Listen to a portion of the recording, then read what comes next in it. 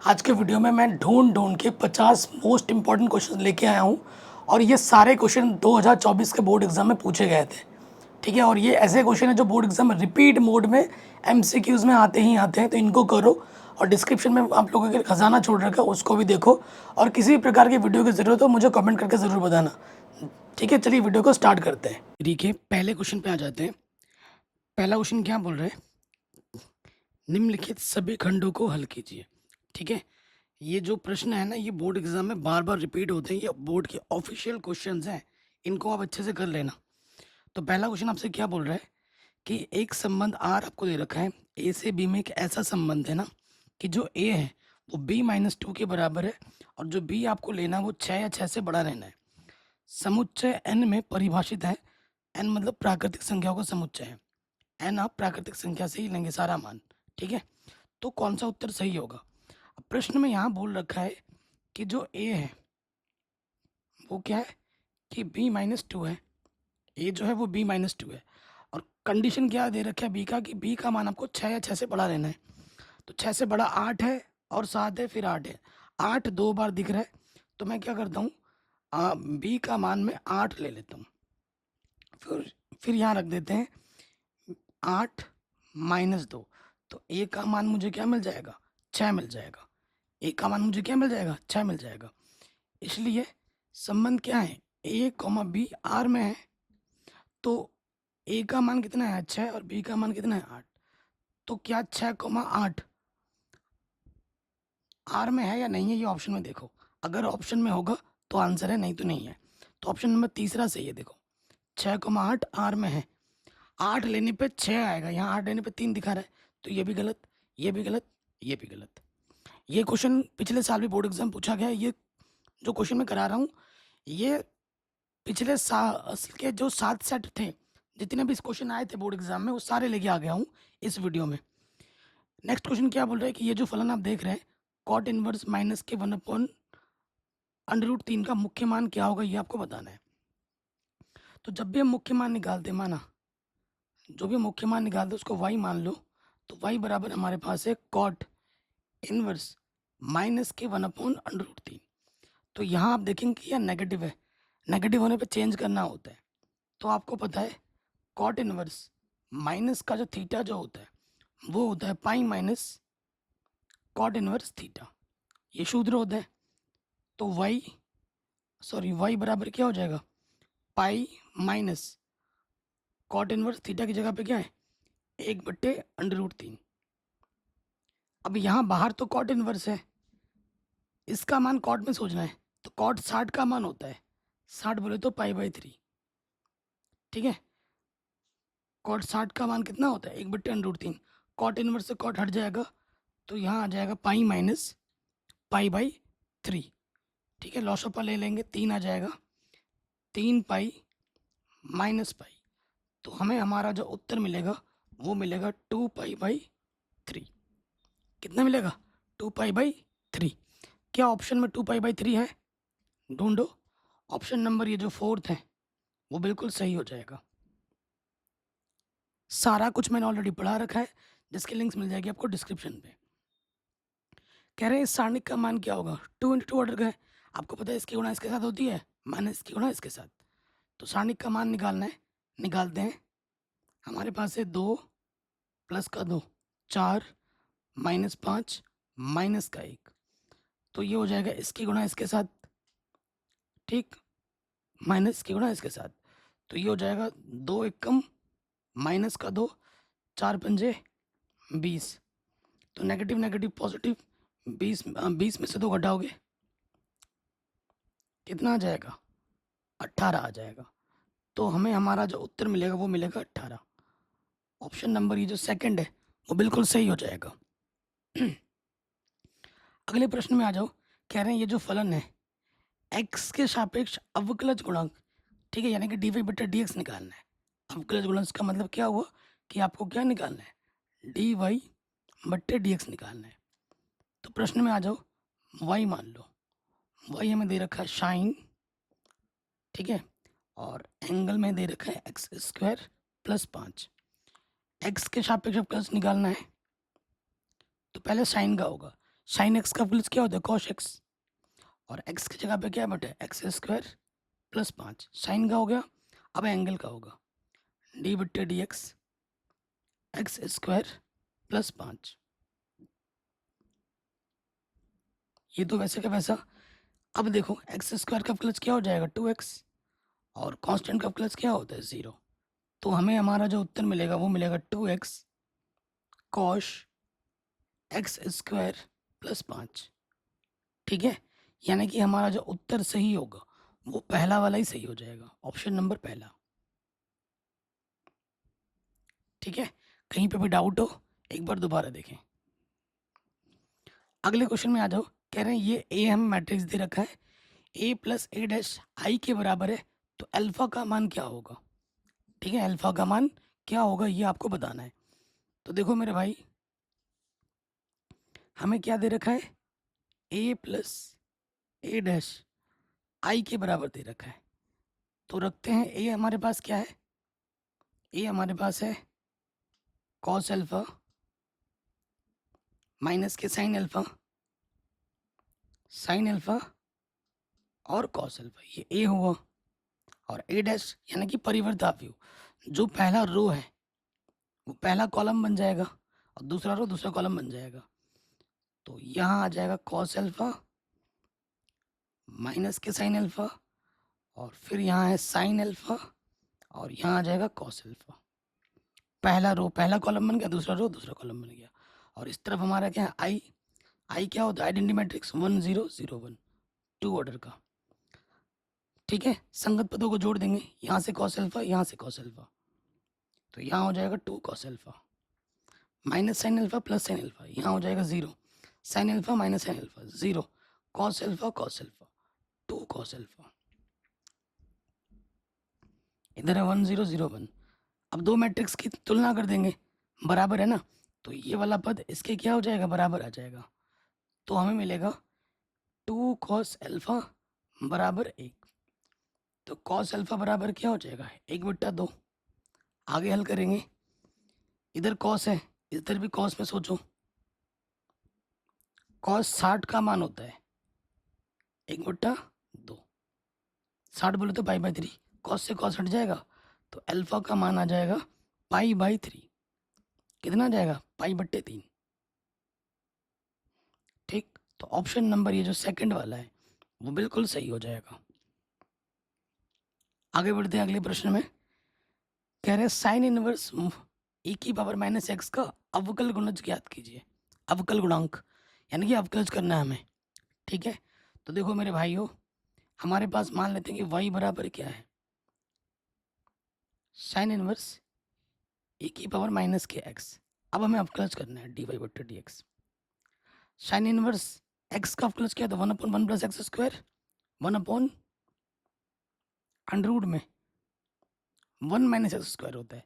X की जगह पे क्या है e की पावर माइनस एक्स, इसका हमें क्या करना है स्क्वायर करना है, इसका हमें क्या कर देना है स्क्वायर, और फिर अंदर जो है उसका भी हमें क्या करना है, पहले साइन का हुआ अब एंगल का अवकलज होगा d/dx e की पावर माइनस एक्स।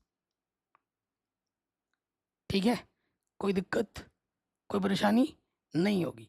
अब देखो भाई, आगे जब हल करेंगे तो देखो ये अंडर रूट के अंदर 1, और ये जो होता है वो गुणे में लग जाता है, क्योंकि e की पावर माइनस एक्स का होल स्क्वायर करेगा ना तो नेगेटिव क्या हो जाएगा पॉजिटिव, और यहाँ से आ जाएगा 2x। और e की पावर माइनस एक्स का प्लस क्या होता है e की पावर माइनस एक्स। ठीक है, और x का जो भी गुणज होता है वो सामने लग जाता है, x का गुणज क्या -k1, तो ये हमें मिलेगा माइनस e की power minus x under root 1 minus e की पावर 2x। ठीक है, ये होगा। तो अगर ऑप्शन में ध्यान से देखो कौन सा ऑप्शन सही होगा, ऑप्शन नंबर सेकंड सही होगा। ठीक है, ऑप्शन नंबर सेकंड सही होगा। इस ऑप्शन में थोड़ा मिस्टेक भी है, या इस ऑप्शन में मिस्टेक क्या है कि इसमें नेगेटिव नहीं दे रखा है, सामने नेगेटिव होना चाहिए था। ठीक, आगे बढ़ते हैं। कह रहे हैं इसका हमें क्या निकालना है समाकलन करना है। तो कोई भी समाकलन हो हमेशा आई मान के चलते हैं, इंटीग्रेशन हमें मानना है x साइन x dx, खंडशः समाकलन करना है, आइलेट नियम हम जानते हो, ठीक है। लॉगरिथम, एल्जेब्रिक, ट्रिग्नोमेट्री उसके बाद में आता है। तो हम किसको मानेंगे? पहला हमें एल्जेब्रिक को पहले मानना पड़ेगा, इसको फर्स्ट, इसको सेकंड। तो नियम आप जानते ही हैं, पहला वैसे का वैसे गुणे दूसरे का समाकलन माइनस समाकलन ब्रैकेट के अंदर डी बट्टे डी एक्स, पहले का अवकलज, फिर दूसरे का समाकलन, फिर ब्रैकेट बंद, पूरे का समाकलन। ये हमने सूत्र में रखा, ठीक है, ये हमने सूत्र में रखा। तो साइन एक्स का समाकलन क्या होता है? माइनस के कॉस एक्स। और एक्स का अवकलज क्या होता है? एक। साइन एक्स का समाकलन क्या होगा? माइनस के कॉस एक्स। और ये बाहर से क्या है? D x. तो ये आ गया माइनस के x cos x, negative negative positive, cos x एक कम कॉस एक्स। तो कॉस एक्स का इंटीग्रेशन क्या होता है? यहाँ से साइन एक्स, इंटीग्रेशन खत्म, सी जोड़ देंगे। तो हमें हमारा जो उत्तर मिलेगा ये मिला, ठीक है ना। तो अब ढूंढो ये उत्तर कहाँ दिख रहा है आपको? पहले वाले ऑप्शन में ही दिख रहा है। सब कुछ मैंने ऑलरेडी पढ़ा रखा है, जिसकी लिंक्स मिल जाएगी आपको डिस्क्रिप्शन पे। चलिए आगे बढ़ते हैं, अगले प्रश्न पे आ जाते हैं। कह रहे हैं मापांक फलन है जो कि आर से आर पॉजिटिव में जा रहा है, ऑब्वियसली पॉजिटिव में ही जाएगा क्योंकि मापांक फलन है। तो ये कैसा फलन है आपको बताना है। देखो मैं आपको एक उदाहरण देके समझाता हूँ। ये आर है और इसके पास सारे आर पॉजिटिव के मेंबर हैं, इसके पास आर है और इसके पास आर पॉजिटिव है, इसके बीच में हमारा फलन जा रहा है और एफ एक्स बराबर हमें क्या दे रखा है? ये चीज़। अब सपोज करो मैं मान रखता हूँ, यहाँ मैंने एक रखा। अब एक का मॉडुलस एक ही होगा। अगर मैं माइनस एक रखूँ तो माइनस एक का मॉडुलस क्या होगा? एक ही होगा। तो अगर आप ध्यान से देखेंगे यहाँ दो अलग अलग इनपुट, ठीक है, सेम आउटपुट दे रहा है। जब दो अलग अलग इनपुट सेम आउटपुट दे तो वो क्या होता है? बहुएकाकी होता है। वो क्या होता है? बहुएकाकी होता है। ऑप्शन नंबर सेकंड सही हो जाएगा, ठीक है। आगे बढ़ते हैं। कह रहे हैं ये जो मैट्रिक्स है इस मैट्रिक्स के बराबर है, तो x और y के मान क्या होंगे ये आपको बताना है। दो मैट्रिक्स समान है तो उनके संगत पद क्या होंगे? बराबर। तो आपको यहाँ से ये वाला पद बराबर मिल जाएगा और यहाँ से ये वाला पद आपको क्या मिल जाएगा? बराबर। तुलना कर देंगे तो हमारे पास आ जाएगा 2x माइनस वाई बराबर 1, समीकरण नंबर 1 मान लो। और अगला होगा x प्लस के 2y बराबर 3, समीकरण नंबर 2। अब इसको विलोपन विधि से हल कर लेते हैं। इधर x का गुणा 2 है, इसमें 2 नहीं है, इस वाले में 2 से गुणा कर दो। समीकरण 1 तथा 2 से, ठीक है, समीकरण 1 तथा 2 से। तो पहला वाला तो वैसे के वैसे 2x माइनस वाई बराबर 1, 2 से गुणा करेंगे 2x, 2 दूनी 4 और 2 तिया 6।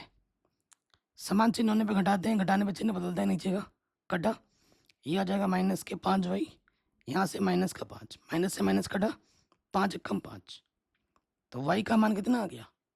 1, ठीक। अब y का मान उठाकर यहाँ रख दो, चूंकि 2x माइनस वाई बराबर 1 है और माइनस का वाई इधर के प्लस का वाई हो जाएगा। y का मान रख दो 1, तो 2x बराबर हो जाएगा 2, 2 1 कम 2, तो x का मान भी कितना आ गया? 1। x और y दोनों का जो मान होगा वो एक ही होगा, ठीक। ऑप्शन नंबर पहला वाला बिल्कुल सही हो जाएगा। आगे बढ़ते हैं। कह रहे हैं ये सदिश है और ये सदिश है, इसके बीच का कोण क्या होगा? मान लेते हैं कि भाई मेरा ये ए वेक्टर है और ये हमारा बी वेक्टर है। अगर दो वेक्टर हमें दे रखे हैं तो उनके बीच का कोण कॉस थीटा बराबर क्या होता है? ए डॉट बी बट्टे में सारणिक ए सारणिक बी की गुणा, ठीक है। तो देखो हमारे पास प्रश्न में क्या है? ए की जगह पर ए हमारे पास है 3i माइनस का 2j प्लस का के, और बी हमारे पास है 2i plus j plus 3k। हमें क्या निकालना है? मापांक ए निकालना है। मापांक आई का गुणज क्या है 3, 3 का वर्ग, जे का गुणज क्या है -2 उसका वर्ग, के का गुणज कुछ नहीं तो 1 उसका वर्ग, 3 तिया 9, 2 दूनी 4, 1 एकम 1, तो ये हो जाएगा √14। इसका भी निकाल दें, आई का गुणज 2 का वर्ग, जे का गुणज 1 1 का वर्ग, के का गुणज 3 3 का वर्ग, तो ये भी आ जाएगा 4 + 1 + 9, ये भी आ जाएगा √14। चलो मान रख देते हैं यहाँ पर। तो यहाँ पर ए डॉट बी, ए क्या है हमारे पास 3i माइनस का 2j प्लस का के, डॉट प्रोडक्ट 2i प्लस का j प्लस का 3k। मापांक 1 मिला है हमें √14, मापांक बी मिला है मुझे √14। ठीक, अब डॉट प्रोडक्ट में क्या होता है, आई की गुणा आई के गुणज के साथ, फिर जे की गुणा जे के गुणज के साथ, और के गुणा के गुणज के साथ होता है। तो 3 दूनी 6, नेगेटिव इंटू पॉजिटिव नेगेटिव, 2 एकम 2 और 3 एकम 3, और नीचे आ जाएगा √14 गुणा √14 सिर्फ 14। ठीक, तो यहाँ हमें मिल जाएगा, देखो 6 और 3 9, 9 में से 2 घटाएंगे 7 आ जाएगा, बट्टे में 14, 7 एकम 7, 7 दूनी 14। हमें इस तरफ क्या मिला 1/2, इधर कॉस है, इसका मान भी कॉस में सोचो, तो कॉस 60 का मान होता है 1/2, कॉस से कॉस हट जाएगा, थीटा बराबर कितना आ जाएगा π/3, थीटा कितना आ जाएगा π/3। तो ऑप्शन π/3 का मतलब 60 डिग्री, डिग्री में दे रखा है इसने, अब देखो तो आंसर आ जाएगा 60 डिग्री। ठीक, चलिए अगले प्रश्न में आ जाओ। कह रहे हैं जो फलन है वो वास्तविक संख्या से वास्तविक संख्या में जा रहा है, f(x) बराबर हमारा 5x है, हर एक x r से आ रहा है, द्वारा परिभाषित है, सही उत्तर का चयन कीजिए। सही उत्तर का हमें क्या करना है, चयन करना है, ये 5x है। ठीक, तो बहुत आसान क्वेश्चन है, एकाकी और आच्छादक के बारे में पता करना है हमें, ठीक है ना। तो मैं पहले एकाकी बताता हूँ, पहले हम चेक करेंगे एकाकी, मैं फिगर से समझा रहा हूँ। देखो इसके पास r है और इसके पास भी r है, और हमें दे रखा है f(x) बराबर क्या 5x, ये x होता है ये y होता है, f(x) को ही y कहते हैं। ठीक है, ये चीज अपन को दे रखी है, कोई दिक्कत नहीं है। अब देखो मैं आपको रख के दिखाता हूँ, अगर मैं x की जगह पर 1 रखूंगा तो मुझे यहाँ रखना है 5 गुणा 1, तो मुझे 5 मिलेगा। अगर मैं 2 रखूंगा 5 गुणा 2 तो मुझे 10 मिलेगा। अगर मैं 0 रखूंगा तो 5 गुणा 0 0 मिलेगा।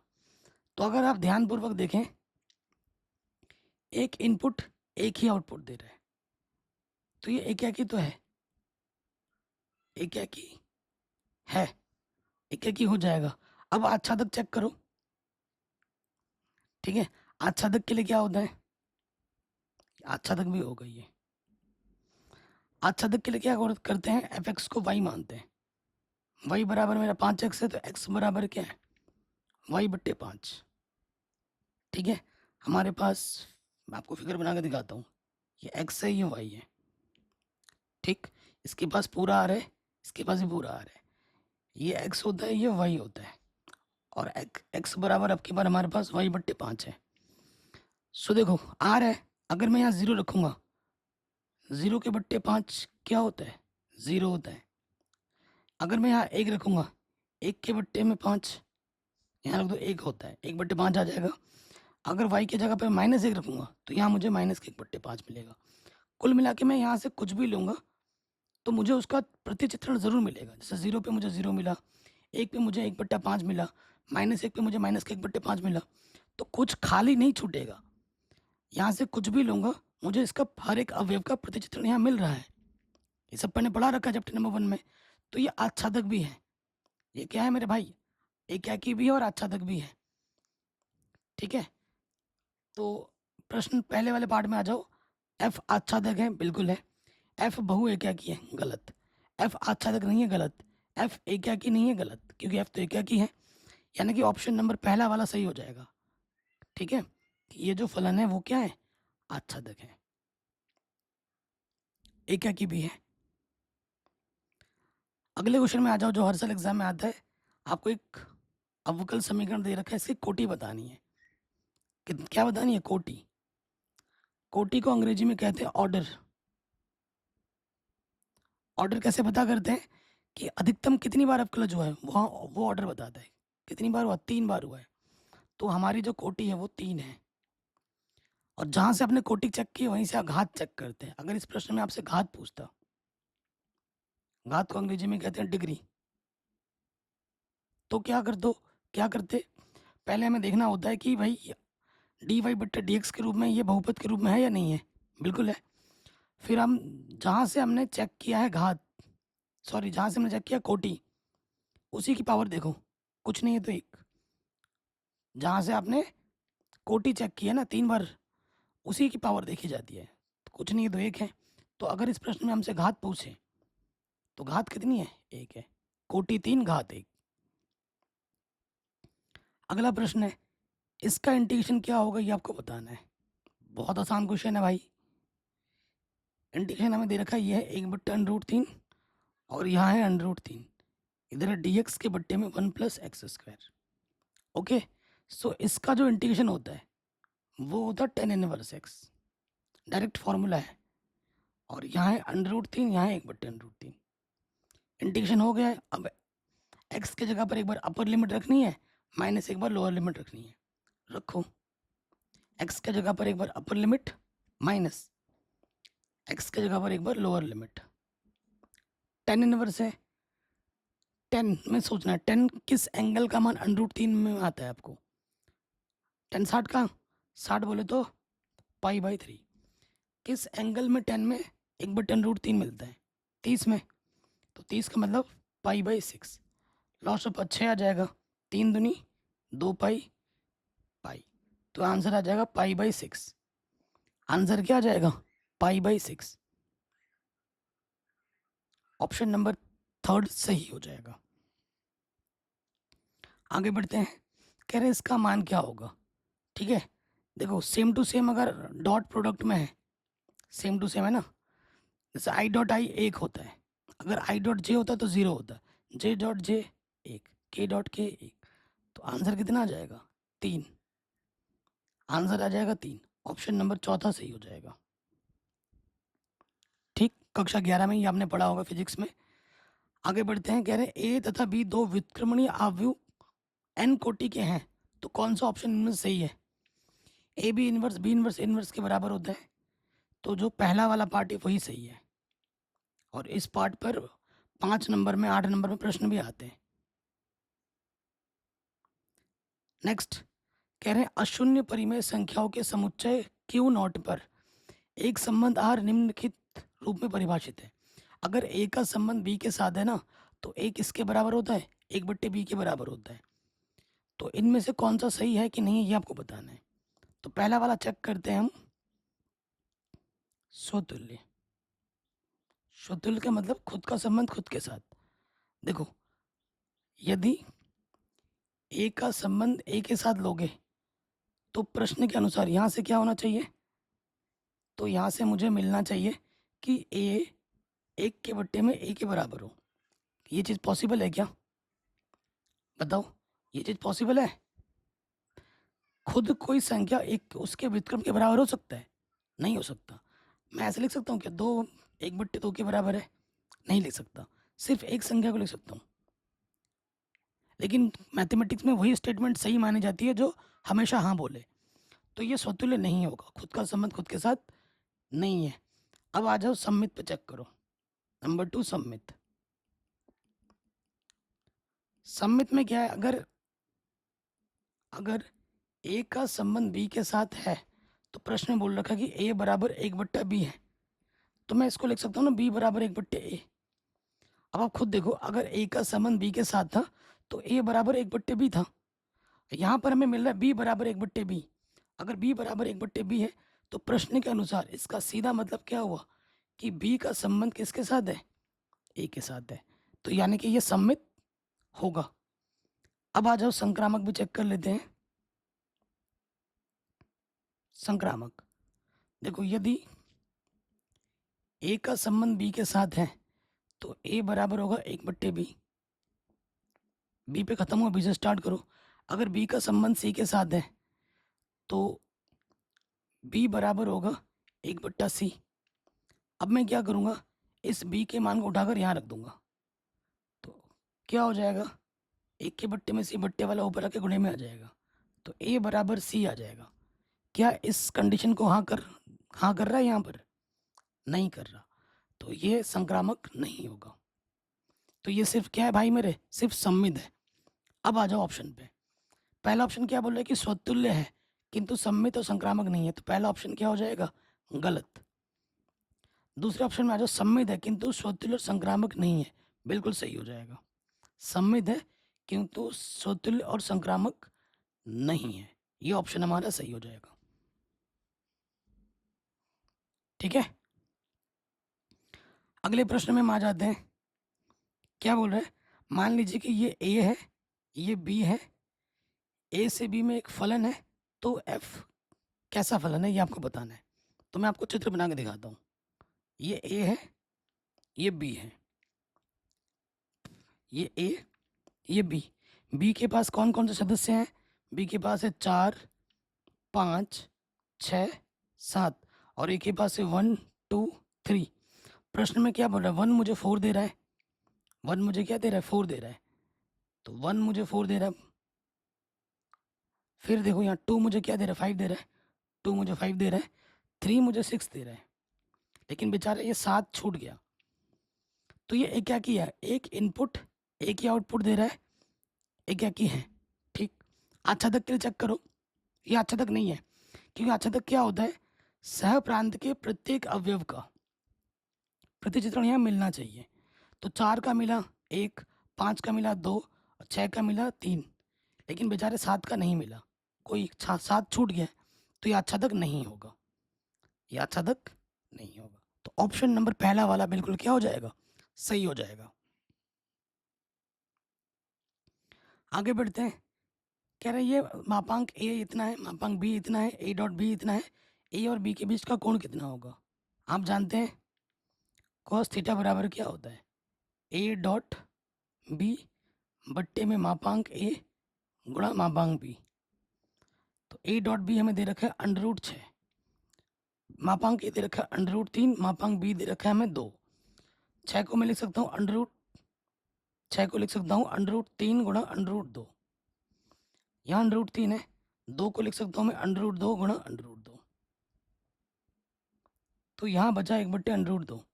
इधर कॉस है, इसका मान कॉस में सोचो, कॉस 45 का मान होता है 1/√2, कॉस से कॉस हट गया, तो थीटा का मान क्या आ जाएगा, 45। 45 का मतलब रेडियन में कितना होता है, 45 का मतलब होता है π/4। ठीक है, π/4 आ जाएगा। आगे बढ़ते हैं, इसका इंटीग्रेशन क्या होगा ये आपको बताना है।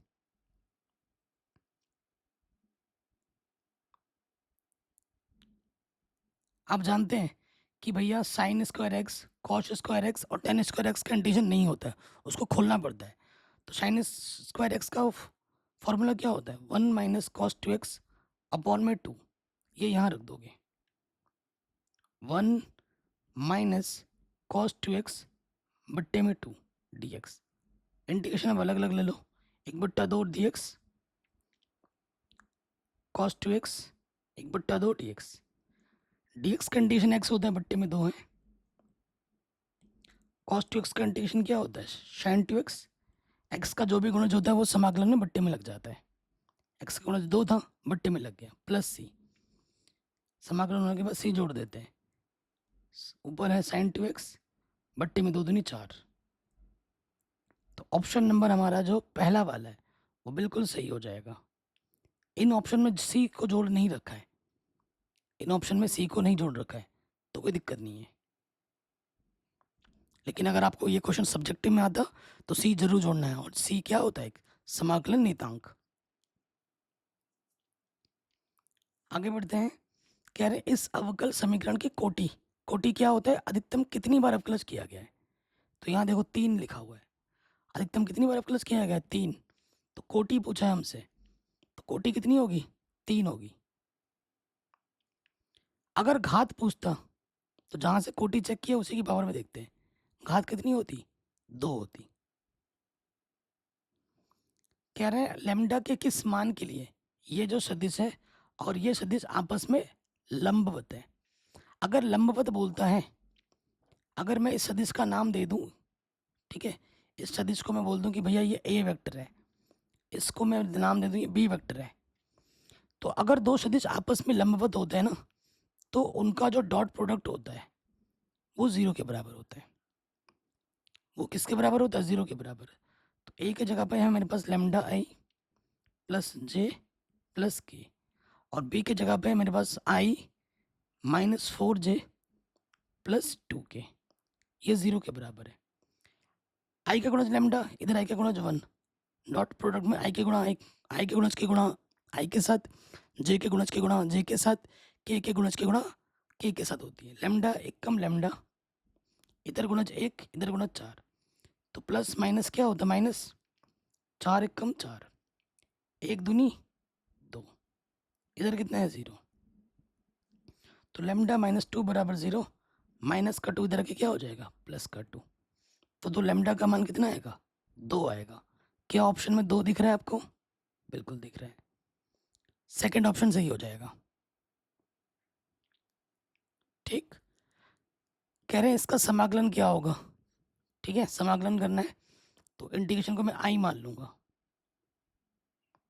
ये x e⁻⁻x dx, तो ये फर्स्ट होगा, एक्सपोनेंशियल फंक्शन सबसे लास्ट में आते हैं हाईलाइट के नियम से, पहला गुणे दूसरे का समाकलन, समाकलन ब्रैकेट पहले वाले का अवकलज फिर दूसरे वाले का समाकलन ब्रैकेट बंद पूरे का समाकलन, खंडशः समाकलन का सूत्र रख दिया।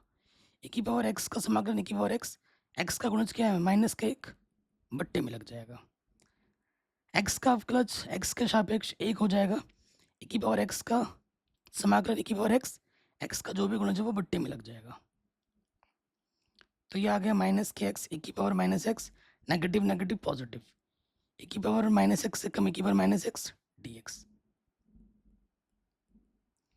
e⁻−x का इंटीग्रेशन e⁻−x और x का जो भी गुणज है वो बट्टे में लग गया, समाकलन खत्म, सी जोड़ देंगे, तो अगर आप e⁻x दोनों में से उभयनिष्ठ निकाल दो तो यहाँ बचेगा -x और यहाँ बचेगा -1 प्लस सी, अगर माइनस भी उभयनिष्ठ निकाल दो तो e⁻−x x प्लस 1, ये आंसर आ जाएगा। ठीक, तो ये ऑप्शन कहाँ दिख रहा है, आप देखो, ये ऑप्शन दिख रहा है आपको पहले वाले में, ठीक है, ये कहाँ दिख रहा है आपको, ऑप्शन नंबर 1, ये सी नहीं जोड़ रखा है बस। फिर से आ गया है, आता ही आता है, अभी हमने किया था कोटि कितनी है, अधिकतम अवकलज कितनी बार हुआ है, 3 बार हुआ है, तो हमारा जो उत्तर होगा सही वो होगा 3। अगले प्रश्न में आ जाओ, कह रहे हैं वास्तविक संख्याओं के समुच्चय में ए और बी संबंध कुछ इस प्रकार से दे रखे हैं कि जो ए का मान है वो बी स्क्वायर से छोटा है, परिभाषित संबंध कैसा है ये आपको बताना है, ठीक है, ये आपको बताना है। तो देखो ये एनसीईआरटी का प्रश्न है, कभी भी कोई चीज़ अगर मना करनी है तो काउंटर एग्जाम्पल देके मना करना है। तो अगर ए और बी में ले लेता हूँ, मैं डिटेल में दिखाता हूँ, पहला वाला हम चेक करते हैं, स्वतुल्य। स्वतुल्य का मतलब क्या होता है, खुद का संबंध खुद के साथ। अगर कोई भी संख्या ले लेता हूँ मैं, जैसे 2 ले लिया, यहाँ पे 2 का संबंध 2 के साथ अगर मैं लेता हूँ तो इस कंडीशन को क्या करना चाहिए, संतुष्ट करना चाहिए, तो ए की जगह पे 2 आएगा और यहाँ पे 2 आ जाएगा, 2 4 से छोटा है, स्टेटमेंट को संतुष्ट कर रहा है कि नहीं कर रहा है, बिल्कुल कर रहा है, तो ये स्वतुल्य होगा, ठीक है, स्वतुल्य होगा। अब आ जाओ सम्मित पे चेक करते हैं, सम्मित काउंटर एग्जाम्पल देके करेंगे। सम्मित का क्या है, जैसे मैंने यहाँ ले लिया 1,2 आर में है। देखो कंडीशन में रख के देखो, ए की जगह पे 1 और बी की जगह पे 2 रखते हैं, वर्क किया तो 2 दूनी 4 संतुष्ट कर रहा है। अगर एक का संबंध 2 के साथ है तो 2 का संबंध भी एक के साथ होना चाहिए, तभी हम उसको सम्मित कह पाएंगे। तो अब ए की जगह पे 2 आ जाएगा और बी की जगह पर 1 करो। 2 जो 1 से छोटा है, क्या ये सही स्टेटमेंट है? नहीं, ये गलत स्टेटमेंट, गलत है, तो सम्मित नहीं है। ऑप्शन में आ जाओ, पहले देखते हैं। स्वतुल्य और सम्मित नहीं है। स्वतुल्य तो है, तो पहला वाला स्टेटमेंट गलत हो गया। स्वतुल्य और संक्रामक नहीं है, गलत, क्योंकि स्वतुल्य तो है। फिर बोलो सम्मित और संक्रामक नहीं है किंतु स्वतुल्य है। चलो देखते हैं, ना तो स्वतुल्य, ना सम्मित, ना ही संक्रामक, तीसरा भी गलत। तो 3 गलत हमने देख लिए, क्योंकि स्वतुल्य तो है, हमें पता चल गया था। तो ठीक है, स्वतुल्य है, क्योंकि ये वाला चिन्ह जब भी रहेगा ना, ये वाला चिन्ह, मतलब इन दोनों में से कोई एक स्टेटमेंट होल्ड करे तो उसको सही माना जाएगा, या तो बराबर हो या उससे छोटा हो। ठीक है, तो स्वतुल्य है, बाकी दोनों नहीं है। अगले प्रश्न में आ जाते हैं। कह रहे ये ए है, ये बी है, ए से बी फलनों की संख्या ज्ञात कीजिए। ए से बी में, सो देखो ए से बी बोला है ना, तो फलन की संख्या जब भी बोलेगा आपसे, तो बी में कितने अवयव हैं? 2, और ए में अवयव कितना है? 3। तो आप हमेशा याद रखो बी की पावर ए हो जाएगा, बी की पावर ए हो जाएगा। तो बी हमारे पास कितना है? 2 है, और ए हमारे पास 3 है, तो 2 की पावर 3 यानी कि 8 आ जाएगा। उत्तर कितना होगा? 8। ठीक, अगर यहाँ पर फलन की जगह तुमसे संबंध पूछ देता कि बताओ भाई संबंधों की संख्या कितनी है, ठीक, तो क्या करते हैं? संबंधों की संख्या अगर बतानी होती है तो 2 की power N A cross N B होता। अगर संबंधों की संख्या पूछता, ए में कितने अवयव है? 3, बी में अवयव कितने हैं? 2, तो 2 की पावर 6 आ जाता आंसर। अगर संबंधों की संख्या पूछता तो, हमसे फलनों की संख्या पूछा है तो आंसर आएगा 8। ठीक है, ये सारे क्वेश्चन बोर्ड एग्जाम में पूछे जाते हैं, और पिछले साल के सारे क्वेश्चन मैं लेके आ गया हूँ। ये ऐसे क्वेश्चन है जो बोर्ड एग्जाम में बार बार आते हैं, और इस बार भी आएगा। अब नहीं पढ़ोगे तो वो आपकी जिम्मेदारी है। देखो मैंने बोला same to same dot product 1 होता है, अगर आई डॉट जे होता है तो उसका मान क्या होता है? 0। तो यहाँ देखो आई डॉट आई है, सामने माइनस लगा है, 1 आ जाएगा। जे डॉट एक हो जाएगा, के डॉट के 1 हो जाएगा, प्लस माइनस कटा, आंसर क्या आ जाएगा? -k1। ऑप्शन नंबर तीसरा बिल्कुल सही हो जाएगा। इसमें क्या पूछा है? इस अवकल समीकरण की घात कितनी होगी? कोटि और घात हर साल एग्जाम में आते ही आते हैं, हर साल आएगा। तो देखो अगर कोटि पूछता, क्योंकि घात तभी निकाल सकते हो जब कोटि निकालोगे पहले। अधिकतम अवकलज कितनी बार हुआ यहाँ पर? 2 बार, d2। तो कोटि पूछेगा तो 2, क्योंकि ये अवकल समीकरण के बहुपद के रूप में, जहाँ से हमने कोटि चेक किया उसके पावर में देखते हैं। तो पावर में कितना है? 3। तो घात कितना हो जाएगा मेरे दोस्त? 3। घात कितना होगा? 3। आगे बढ़ते हैं। कह रहे हैं ये ए है, ये बी है, ए से बी तक फलन कौन सा होगा? तो देखो 4 ऑप्शन आपको दे रखे हैं, एक एक करके देखना पड़ेगा। आपको डिटेल में दिखा देता हूँ। पहले वाले पे आ जाओ। देखो ए मुझे 2 दे रहा है और ए मुझे 3 भी दे रहा है। यहीं से पता लग गया कि एक सेम इनपुट कभी भी 2 आउटपुट नहीं देते फलन में।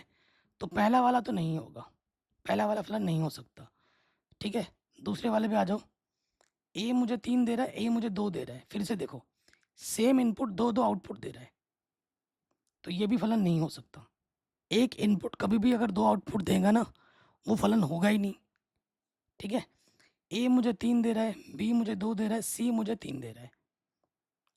ठीक, ओके, ए मुझे 2 दे रहा है, बी मुझे 4 दे रहा है, और बी मुझे यहाँ 3 भी दे रहा है। तो यहाँ आप देखोगे कि एक इनपुट बी 2 अलग अलग आउटपुट दे रहा है, तो ये भी हमारा फलन नहीं होगा, चौथा वाला। ठीक है, तो हमारा उत्तर कौन सही होगा? तीसरा वाला सही होगा। ठीक है, हर एक इनपुट अलग अलग आउटपुट दे रहा है, तो ऑप्शन नंबर तीसरा सही होगा। जब कभी भी एक इनपुट एक से ज़्यादा आउटपुट देंगे तो वो कभी फलन नहीं हो सकते। अगले प्रश्न में आ जाओ। कह रहे ए एक वर्ग अवयव है और ए स्क्वायर का मान ए है, तो इसका मान किसके बराबर होगा? तो यहाँ देखो मेरे भाई, ए प्लस आई है, पावर है 3 और माइनस है 7a। आप एक सूत्र जानते हैं, ए प्लस बी की घात 3 क्या होता है? A cube plus b cube 3a square b 3b square a, यही होता है। A cube plus b cube 3a square b 3b square a. एक क्यूब को मैं लिख सकता हूँ ए स्क्वायर गुणा ए, आई की पावर कुछ भी हो आई होता है। आई को किसी भी संख्या के साथ गुणा करो वही आ जाता है, ए स्क्वायर आ जाएगा। यहाँ से आई स्क्वायर आई में होता है, आई को ए से गुणा करेंगे ए आ जाएगा। देखो ए स्क्वायर का मान प्रश्न में क्या दे रखा है? ए के बराबर दे रखा है। ए स्क्वायर ए है तो ए गुणा ए क्या हो जाएगा? ए स्क्वायर। ठीक है,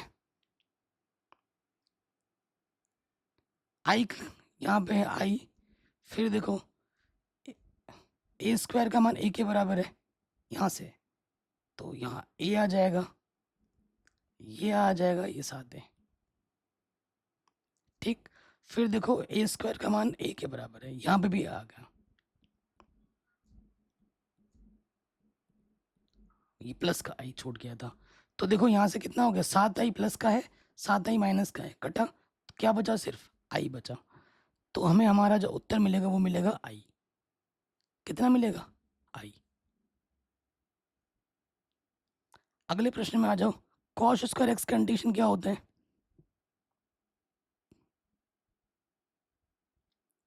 तो कॉस स्क्वायर एक्स है, खोलना पड़ेगा। कॉस स्क्वायर एक्स का जो फॉर्मूला होता है वो होता है 1 प्लस कॉस 2x अपॉन में 2। रखो यहाँ पर 1 plus cos 2x upon 2 dx। अलग अलग ले लो, 1/2 dx, 1/2 cos 2x dx। dx का इंटीग्रेशन x होता है, कॉस x का इंटीग्रेशन साइन x होता है, और x का गुणा जो यहाँ पे 2 है वो बट्टे में लग जाएगा प्लस सी, तो ये आ जाएगा x/2 साइन 2x 2 दूनी 4 प्लस सी। तो ऑप्शन नंबर हमारा जो पहला वाला है वो बिल्कुल सही हो जाएगा। ठीक, आगे बढ़ते हैं। कह रहे हैं इसका समाकलन क्या होगा? यहाँ देखिए साइन 2x लिखा हुआ है और यहाँ पर 1 लिखा हुआ है, बहुत ही इजी सा क्वेश्चन है।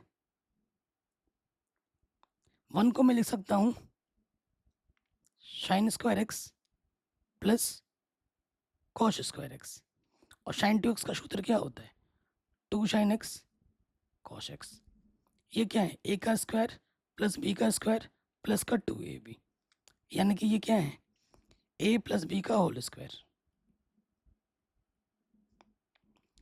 अंडर रूट से बाहर आके सिर्फ सिंपल फंक्शन बन जाएगा। साइन एक्स कंडीशन क्या होता है? माइनस के cos x. Cos x condition क्या होता है? साइन एक्स प्लस सी। ठीक, तो आंसर आ जाएगा माइनस के कॉस एक्स प्लस के साइन एक्स प्लस सी। ऑप्शन नंबर बी हमारा बिल्कुल सही हो जाएगा। ठीक है, अगला क्वेश्चन है कि अगर ये वेक्टर और ये वेक्टर एक दूसरे पर लंब है तो लेम्डा का मान क्या होगा? अगर ये ए वेक्टर है, ये बी वेक्टर है, लंब है, तो ए डॉट बी का मान क्या होता है? 0 के बराबर। अगर मैं इसको ए वेक्टर कहूँ और इसको मैं बी वेक्टर कहूँ तो प्रश्न के अनुसार मेरे पास क्या होगा? ए डॉट बी 0 के बराबर होना चाहिए क्योंकि ये लंब बोला है। मान रखेंगे ए का मान है 5i माइनस के लैम्डा जे प्लस के 2k dot product 2i plus के 3j प्लस के 4k बराबर 0। तो i का गुणज i के साथ गुणा होगा, 5 दूनी 10, negative into positive negative, lambda into 3, 3 lambda, plus into plus, 2 चौके 8, तो 10 और 8 18, ये है माइनस के 3 लैम्डा, माइनस का 3 लैम्डा इधर रखिए, प्लस का 3 लैम्डा, 3 छंग 18, तो लैम्डा का मान कितना आ जाएगा, 6 आ जाएगा। ऑप्शन नंबर हमारा ये जो तीसरा वाला है वो बिल्कुल सही हो जाएगा। हाँ, ये बहुत ही शानदार क्वेश्चन है, अब तक के क्वेश्चनों से हटके हैं। कह रहे हैं इसमें घात कितनी होगी। जब भी हम घात निकालते हैं ना, तो पावर में रेडिकल्स नहीं होने चाहिए। यहाँ पर रेडिकल्स हैं, 1/4, 1/2, ये सब रेडिकल्स होते हैं, हटाना है, क्योंकि ये अंडर में क्या है, 4 है। मतलब जैसे वर्गमूल होता है, घनमूल होता है ना, ये क्या है, 1/4 है। तो 1/4 को हटाने के लिए 4 से क्या करना पड़ेगा, दोनों तरफ गुणा करना पड़ेगा। तो 4 दोनों तरफ जब गुणा करेंगे तो यहाँ क्या हो जाएगा, d2y/dx², इसकी पावर में 4 आ जाएगा, और ये जो 4 है अंडर है, ये सब हट जाएगा, ये बचेगा। अब देखो, आपको पता ही है अधिकतम अवकलज कितनी बार हुआ है, यहाँ पर 2 बार हुआ है। अगर आपसे कोटि पूछता तो आप क्या बोलोगे, 2, और जहाँ से कोटि निकालते हैं उसी की पावर में देखना होता है। तो आंसर कितना आ जाएगा, 4। आंसर कितना होगा, 4। ऑप्शन नंबर पहला वाला बिल्कुल सही होगा। ठीक है, घात परिभाषित है क्योंकि ये dy/dx के बहुपद के रूप में, ये प्लस का है ना, इधर आके क्या हो जाएगा, माइनस हो जाएगा, तो बहुपद के रूप में है। जब कोई साइन एक्स कॉस एक्स किसी के एंगल में घुसा रहता है ना, तब घात परिभाषित नहीं होती है। ठीक है, चैप्टर नंबर 9 में मैंने आपको पढ़ा रखा है, सिखा रखा है, सिंपल है। अगले क्वेश्चन में आ जाओ।